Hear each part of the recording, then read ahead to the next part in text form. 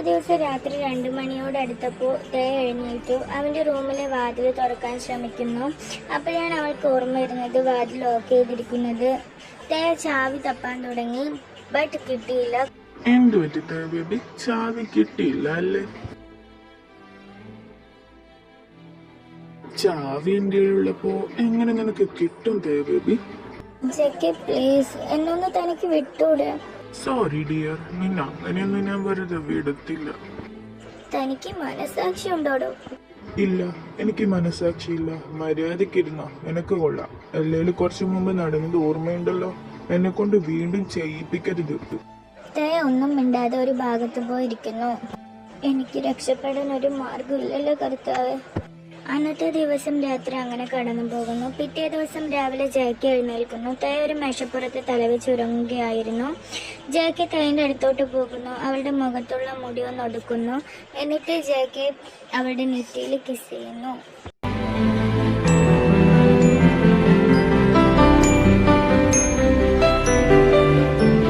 എന്ത് ഭംഗി ഇവളെ കാണാൻ. ഞാൻ ഒരുപാട് വേദനിപ്പിച്ചെന്ന് എനിക്കറിയാം. സോറി, വേണമെന്ന് വെച്ചിട്ടല്ല, ഇഷ്ടം കൊണ്ടാ. ഒരുപാട് സ്നേഹിച്ചു പോയി. നിനക്ക് ഓർമ്മയുണ്ടെന്ന് എനിക്കറിയില്ല. നീ എനിക്കൊരു വാക്ക് തന്നിരുന്നു, എന്നെ വിട്ട് ഒരിക്കലും പോകില്ലെന്ന്. എത്ര വേണേലും കാത്തിരിക്കെന്ന്. മറന്നിട്ടുണ്ടാവല്ലേ? ഇതൊക്കെ നടന്നിട്ട് എത്ര വർഷമായി. പക്ഷെ എനിക്ക് നിന്നെ അങ്ങനെയൊന്നും മറക്കാൻ പറ്റില്ലടി. നീ കാരണോ ഞാൻ ഇത്രയ്ക്ക് മോശപ്പെട്ടവനായത്.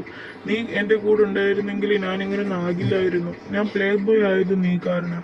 നീ ഒറ്റൊരുത്തി കാരണം. നിന്നെ ഞാൻ വെറുതെ വിടത്തില്ല. അത്രത്തോളം നീ എന്നെ കഷ്ടപ്പെടുത്തി. നിന്നെ വിശ്വസിച്ചിരുന്ന ഞാൻ ആരാടി? മണ്ട്, വെറും മണ്ട്. എന്തിനാടി നീ എന്നെ ചതിച്ചത്? ഞാൻ എന്ത് തെറ്റാടി നിന്നോട് ചെയ്തത്? നിന്നെ സ്നേഹിച്ചിരുന്നു ഒരുപാട്. എന്തിനാ? ഇപ്പോഴും സ്നേഹിക്കുന്നുണ്ട്. ബട്ട് ഇല്ല, നിന്നെ ഞാൻ ഒരുത്തനും വിട്ടുകൊടുക്കില്ല. നീ എന്റെയാ, ഈ ജങ്കൂക്കിന്റെ. നിന്നെ എല്ലാം കൊണ്ടും ഞാൻ എന്റേതാക്കിയിരിക്കും.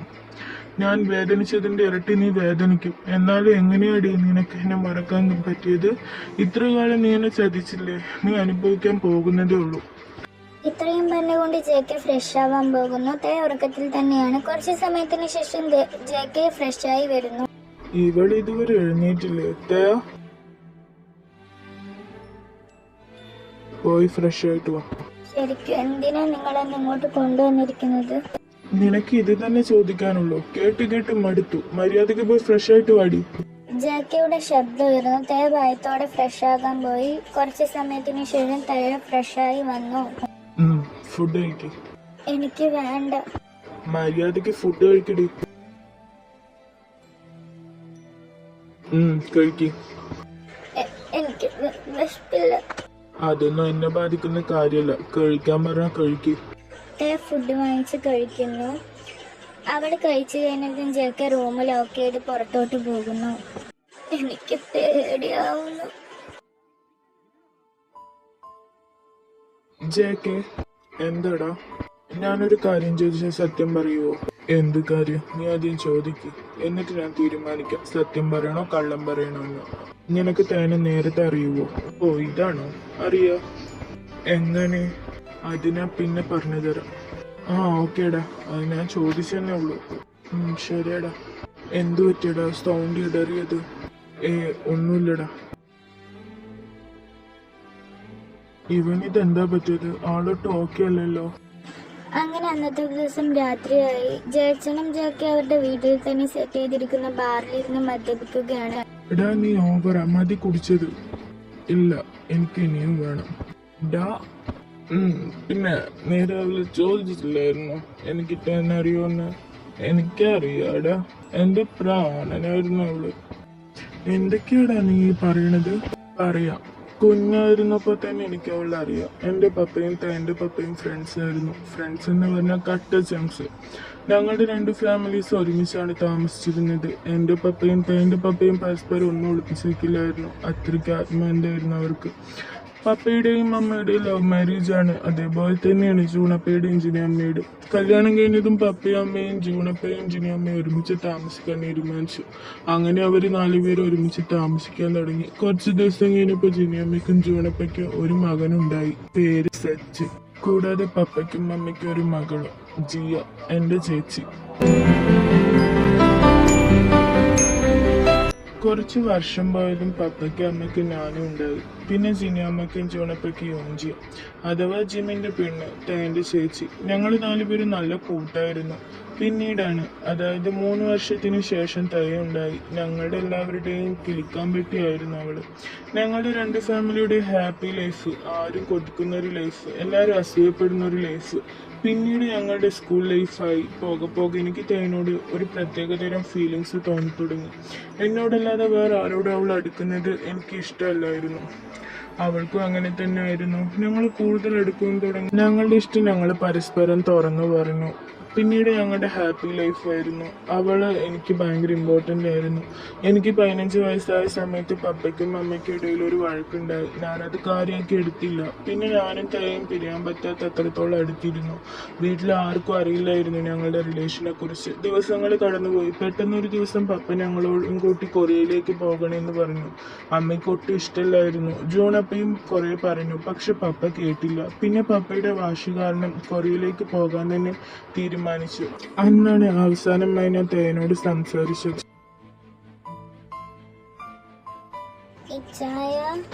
എന്റെ ബേബി പേടിക്കണ്ട കേട്ടോ, ചായ വരും. അവിടെ പോയി എന്നെ മറക്കോ? ഒരിക്കലുമില്ല. ചായന്റെ ജീവനല്ലേ നീ. പ്രോമിസ് അല്ലേ? പ്രോമിസ്. ഇച്ചായ നീ കാണ്ടാരിയെ മറന്നിട്ടൊരു ജീവിതമില്ല. ശരിക്കും? ആ നീ ഇച്ചാനെ നീ മറക്കില്ലല്ലോ. ഒരിക്കലുമില്ല. ഇച്ചാൻ എന്റെ ഇച്ചാനല്ലേ. ഉറപ്പാണല്ലോ. അപ്പൊ ഇത് പിടിച്ചോ.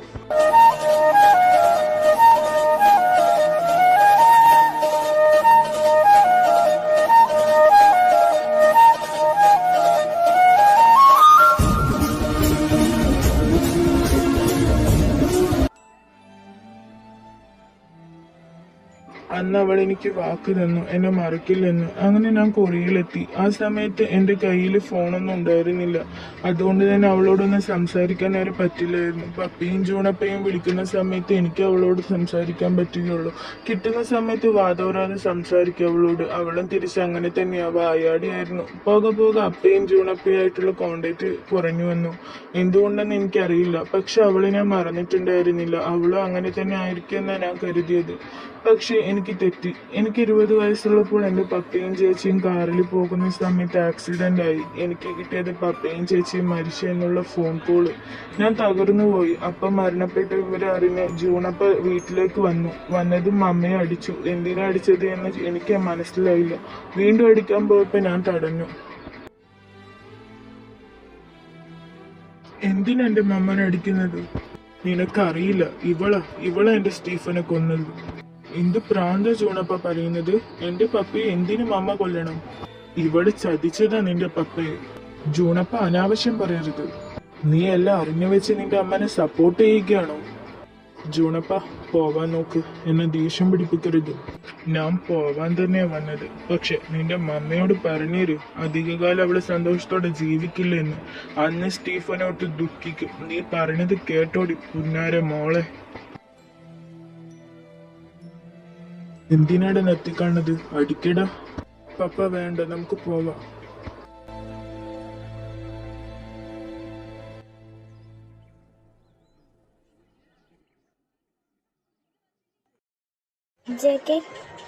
എന്റെ മമ്മ. മോനെ, ഇതാരാന്ന് മനസ്സിലായോ? ഇല്ല മമ്മ. ആയാ? ഇതാണ് ഇനി മുതൽ നിന്റെ പപ്പ. അമ്മ എന്തായി പറയണേ? എനിക്ക് മനസ്സിലായില്ല. ഞാൻ പറയാടെ മോനെ, ഞങ്ങൾ രണ്ടുപേരും തമ്മിൽ വിവാഹം രജിസ്റ്റർ ചെയ്തു. ആരോട് ചോദിച്ചിട്ട്? മോനെ. മമ്മ, നിങ്ങൾ എന്താ എന്നെ പറ്റി വിചാരിച്ചു വെച്ചെടുക്കുന്നത്? ഏതോ ഉത്തരം പിടിച്ചുകൊണ്ട് വന്നിട്ട് ഇതാണ് ഇനി മുതൽ നിന്റെ അപ്പ എന്ന് പറയുമ്പോൾ സ്വീകരിക്കാൻ അവർ പൊട്ടനാണെന്നോ? ഇത് നോക്കമ്മ, എന്റെ അപ്പന്റെ സ്ഥാനത്ത് വേറെ ആരെങ്കിലും നിങ്ങൾക്ക് സ്വീകരിക്കാൻ കഴിയുമായിരിക്കും. പക്ഷെ എനിക്കതിന് പറ്റില്ല. ഛേ, നിങ്ങൾ ഇത്രയ്ക്ക് ഷീപ്പായിരുന്നു അമ്മ. മോനെ, ഞാൻ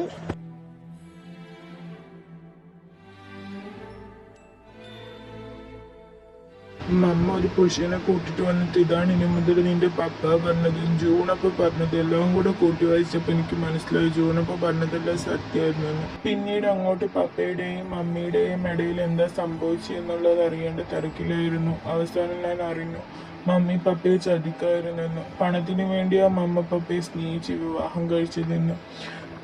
പപ്പയുടെയും ചേച്ചിയുടെയും മരണത്തിന് കാരണം അമ്മയും അമ്മയുടെ ഇപ്പോഴത്തെ ഹസ്ബൻഡും ആണെന്ന്. എല്ലാത്തിനും ഇടയിൽ എനിക്ക് സന്തോഷം തരുന്നത് തേയായിരുന്നു. അവളെ ഓർത്തോർത്ത് എൻ്റെ സന്തോഷം ഞാൻ കണ്ടെത്തി. അവൾക്ക് വേണ്ടി ഈ നാട്ടിലേക്ക് വന്നപ്പോൾ അറിഞ്ഞത് അവൾ എന്നെ മറന്നു എന്നായിരുന്നു. ജൂണപ്പയ്ക്ക് എല്ലാം അറിയായിരുന്നു. എന്തിനാ അവൾ എന്നെ മറന്നത് എന്ന് എനിക്കറിയില്ല. ഞാൻ ജീവന് തുല്യായിരുന്നു അവളെ സ്നേഹിച്ചത്.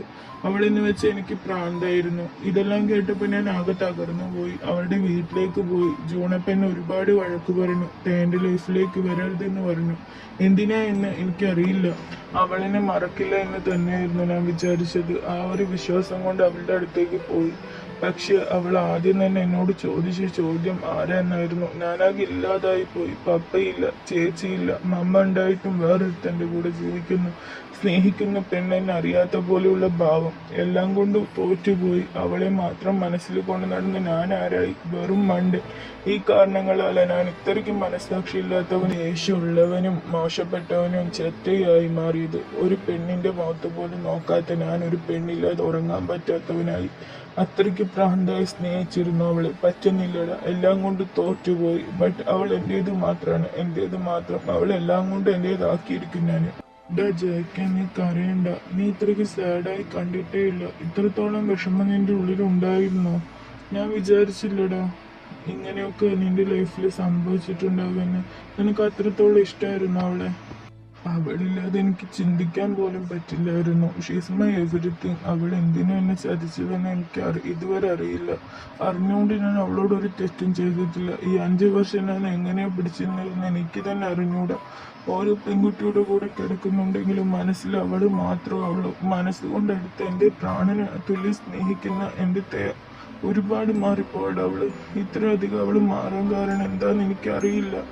ശരിടാ, ഇങ്ങനെ സങ്കടപ്പെടല്ലോ. അതൊന്നുമില്ലടാ, ഞാൻ റൂമിലേക്ക് പോട്ടെ, ഒന്ന് ഉറങ്ങണം.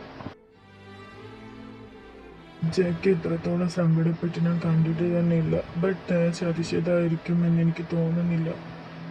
എന്തോ സംഭവിച്ചിട്ടുണ്ട്. ജെക്ക് റൂമിലേക്ക് പോകുന്നു. തേ കിടന്നുറങ്ങുകയാണ്. ജെക്ക് റൂമിലേക്ക് കയറി വാതിൽ ലോക്ക് ചെയ്യുന്നു. എന്നിട്ട് തേൻ്റെ അടുത്തോട്ട് പോകുന്നു. കുറച്ചു നേരം അവളെ തന്നെ നോക്കിക്കൊണ്ടിരിക്കുന്നു. നീ എന്തിനാ എന്നെ അറിയാത്ത പോലെ കാണിക്കുന്നതെന്ന് എനിക്കറിയില്ല. നിന്നെ വിട്ടുകളയത്തില്ല.